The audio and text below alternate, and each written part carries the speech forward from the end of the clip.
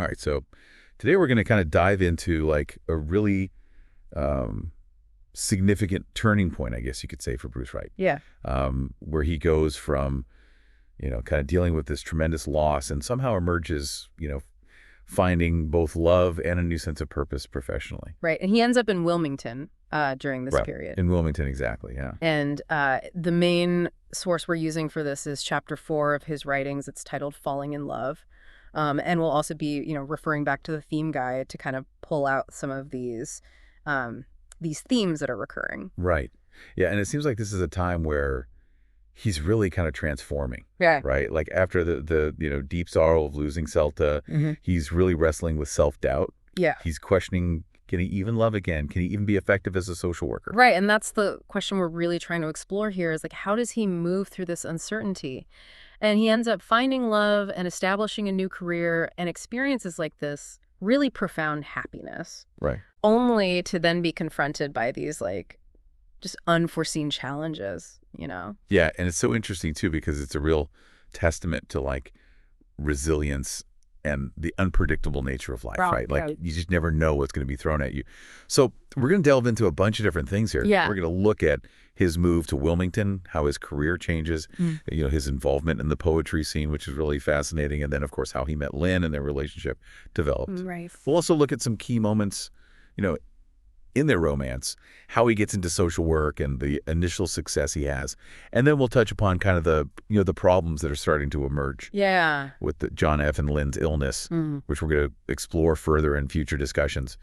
But ultimately, this isn't just a sequence of events. It's really about how he rediscovers meaning and connection after such a significant loss. Yeah. And one of the things that really comes through in the source material is, the impact of Celta's death on Bruce's self-perception. He says, my ability to love again or succeed as a social worker because I had my own problems. So how could I help others? Yeah, it's almost like he's saying, I need to be completely healed myself before I can help anyone else. Yeah. Which is an interesting take. It is. So what was the turning point then? It seems like the move to Wilmington and this career change were really significant. Yeah, and it seems very deliberate, like he was at a fork in the road and made a choice. He mentions that, he was giving up a potentially, larger salary as an engineer. Right. So that says a lot about his priorities, right? And he says he was compelled to help others. Yeah. And that the idea of making a lot of money as an engineer, held no real value for him. Yeah. He says, I probably wouldn't have been hired anyway because I couldn't convincingly, pretend to be enthusiastic about it. Oh, yeah. So, he was kind of aware that his, talents and passions lay elsewhere. Right. It really highlights that he's aligning with his values, even if that means maybe less financial security initially. Yeah. So, okay, so we have this move to Wilmington, and then a really unexpected element of his growth is this involvement with the poetry scene. Right. And it's not just, casual. He says that, he was going to open mic poetry readings at the Coastline Convention Center. And he was doing this specifically to, get over or deal with his fear of public speaking. Oh, interesting. Because, he knew as a therapist, he would have to, eventually lead groups. Oh, wow. So he describes, Dusty the MC as a mother figure and that the whole atmosphere was kind of welcoming. Okay. So, this was a very supportive environment for him to, step outside of his comfort zone. And what was he writing about at this time? Well, he says he started reading poems about the grief and the loss of Celta and didn't think he would ever find love again. And he goes on to say that, the warmth and comfort that was created on these Sundays resonated with his personality and his desire to, try to, make life, welcoming and nurturing for himself and others. Wow. So it's not just about, overcoming this fear of public speaking, but it's almost like a form of self-soothing and connecting with others through the shared emotional experience. Right. And, it's interesting because in the theme guide, we're seeing this theme of gentleness and caregiving emerge. Yes. So it really seems like it's really kind of fundamental to who he is. Right. And it sounds like he's starting to see himself differently as well. Yeah, he mentions feeling this new breath of confidence that was new. Right. And he at least partially attributes it to the experience of being loved by Celta. So even after loss, the positive impact of those past relationships can really have a lasting effect. Yeah, they can contribute to our sense of self-worth. Yeah. She saw him, she valued him, and that seems to have had a real impact on him. That's beautiful. Hmm. So it's within this context of newfound confidence that he meets Lynn. Right. So, tell me about that. How did that initial connection happen? Well, he gets the courage to ask her out to a larger poetry reading Okay. at Carolina Beach. So this is a step up from the open mic night, right? And she says yes. Okay. And she gives him her phone number, Wow. to his amazement. And they spent their first weekend together, but there was a moment that kind of highlighted the uncertainty. Okay. When someone asked if Bruce was Lynn's boyfriend, she said, "No, we are just friends." Ouch. And Bruce, admits to swallowing the sting of that, but, kind of convinced himself that, it was enough for the time being and that, maybe if he pushed for more, it might screw things up. Yeah. So he just kind of decided to let things unfold. But it's what he did after that that's really telling. Yeah, so he didn't just sit back and wait. No, he didn't. He relentlessly demonstrated his devotion.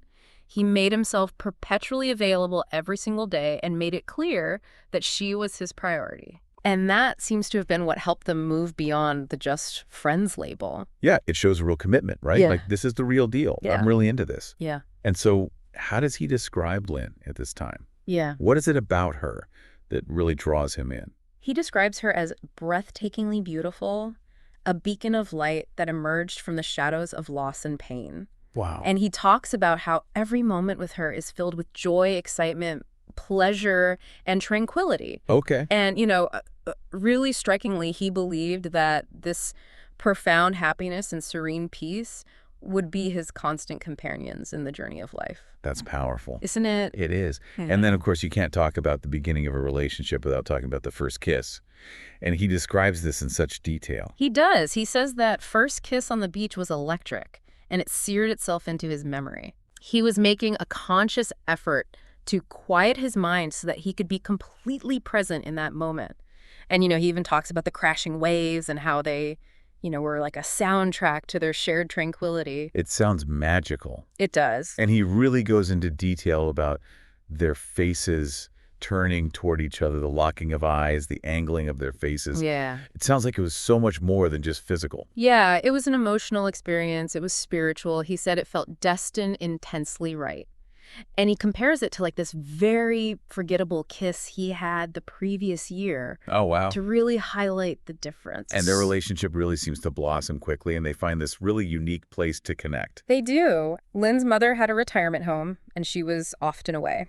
Okay. So they would go there, and it became their refuge. He describes it as, where they would steal away to share fervent kisses. And then they get engaged. Yeah. But even that doesn't sound like this super traditional planned out proposal. No, they had already picked out the ring together. Oh, wow. But it was the jewelry shop lady that kind of inadvertently triggered this emotional moment. She said to Lynn, "Your fiance can pick this up on Monday." And Lynn just started crying tears of joy. Oh. Bruce was just overwhelmed with elation because he was able to bring her such happiness. And again, we see that belief in their lasting happiness. Right. He says, "In that heartbeat of a moment, I believed with every fiber of my being that our shared joy and tranquility would reverberate through eternity." And he sums it up with peace and joy were what I had found. So alongside this blossoming personal life, he's still really driven to become a therapist. Yeah, and he says that helping people heal as a therapist was another dream of mine that I was awaiting. Okay. So clearly very driven to have a transformative role in other people's lives. When they're really building a life together. Right. After they get engaged, Lynn's mother offered to buy them a house. Wow, what a gift. That's a huge gift. And Bruce describes this period as just wonderful. And he was really enjoying, giving gifts to Lynn and sharing his love for her. Even with strangers, he describes it as a spiritual experience. That's amazing. Yeah. Even though he was generally shy, he really felt this urge to share the goodness in his life with everyone. It's like he just couldn't contain it. Right. And this is interesting. He says that they argued quite often. He does. But that it actually contributed to a healthy dynamic. Yeah, he thinks he developed a stable attachment style. Okay. And made a point of making amends immediately after, any hurtful words were exchanged. So they're communicating. They're working through their issues. Right. So important. And his perspective on their marriage is striking. He says for years they lived as husband and wife and never took what he had for granted. He was very aware of not wanting to do anything that would diminish Lynn's love for him. He couldn't imagine it ending. Wow. It's beautiful. It is. So let's turn our attention to his social work. Okay. What's the driving force behind this career path for him? Well, he says, I never understood why, people who do bad things to others, why they were that way. And it seems like he had a lot of empathy. Yeah. He could recognize the underlying pain. And that was a big motivation for him, Right. this need to help. Right. And this connects back to that theme of gentleness and caregiving that we see emerging. Right. So it's more than just a career, it's a calling. It is. And he decides to go back to school. He does. He enrolls in a Master of Social Work program at the University of South Carolina, Okay. really investing in this new direction. And he finds success pretty quickly after graduating. He does. He gets a job as a therapist at Bryn Mawr Psychiatric Hospital. Oh, wow. Almost immediately. And there's this one story he tells about an early experience with a rape survivor named Karen. Okay. And he sees like this huge positive change in her after just one session. He says it was the most amazing thing imaginable. It's so powerful It is. to see that you can have that kind of impact. Yeah. And he keeps working with people who have experienced all kinds of trauma, sexual assault, rape. Right. So really focusing on this area. Yeah. And he becomes an LCSW, He does. opens his own practice. And his practice grows really rapidly. Wow. And he makes a name for himself, what he describes as a saturated market. He's helping people with a wide range of issues doing couples therapy. Amazing. Yeah. And he seems so fulfilled. He was. He says it wasn't just about professional success. It was about, the reward of helping others as he himself had healed. Yeah. He marvels at the fact that, the guy with no social skills in college had come this far. It's incredible. But then things take a turn, right? Yeah. Like the chapter title, Losing Everything, is not very promising. No, it's not. And he describes reaching this point where he has confidence, self-love, a sense of connection, support, love, success, and belief that things can work out.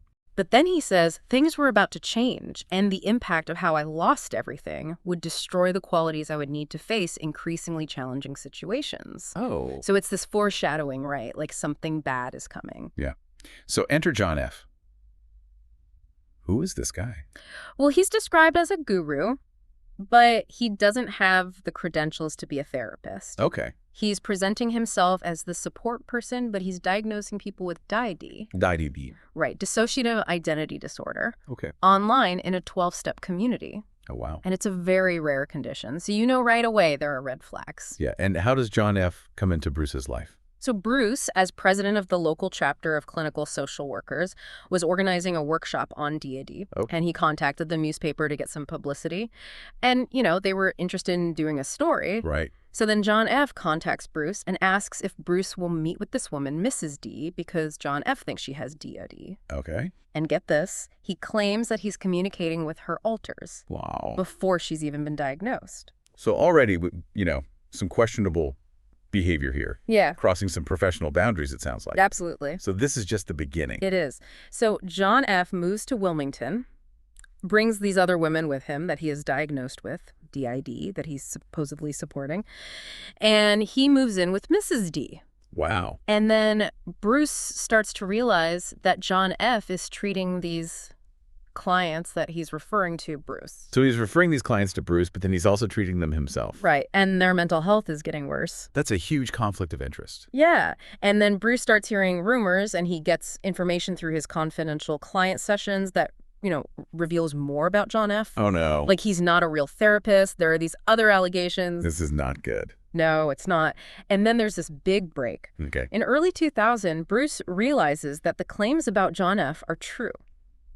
He tries to help this client named Tracy, who had moved to Wilmington with John F., and she's seeking therapy because she rejected his advances. Oh. And John F. admits to Bruce that he has a lack of conscience or remorse. Wow. And Tracy, who had left an abusive marriage to get help, she ends up having to go to a domestic violence shelter up north. This is awful. Yeah. And Bruce admits that he doesn't have a lot of experience with people like this. Right. He says, I haven't studied people like this because they don't come to therapy. Right. Yeah, that makes sense. So he was vulnerable. And it sounds like Bruce trying to help these clients backfires spectacularly. Right. John F. writes a grievance letter to the licensing board, and he gets 5 of Bruce's clients to sign it, Oh, my gosh. including one who had successfully completed therapy. Wow. And then he files a malpractice suit. This is a nightmare. It is. Ugh. The clients their mental health is declining. They don't know it's because of John F. And Bruce is potentially going to lose everything he's built since 1984. And to make matters worse, he's dealing with Lynn's illness. Right. So we know she has cystic fibrosis. Right. But this is when things get really serious for her. Yeah, they had been living, this great life together, knowing that her life expectancy was shorter. Right. But this hospitalization was really bad. Okay. She's losing weight. Her oxygen saturation is super low. Oh, my gosh. They release her from the hospital, but she has to go back. She ends up on oxygen. She feels like she's suffocating. It's heartbreaking. And she makes the decision to move in with her mother. Okay. Because it's a cleaner environment. Right. And it's while Bruce is at her bedside that he gets news about the grievances and the malpractice suit. Oh, this is just so much. He realizes that by trying to help these clients, steer them away from John F., it's completely backfired. And he talks about experiencing dissociation. He does, as this way of coping with this terror. Right. Like he feels detached from himself and the world around him. He says it's a hellish nightmare come to life. Everything is being torn away from him. So we've seen Bruce go through this incredible journey, right?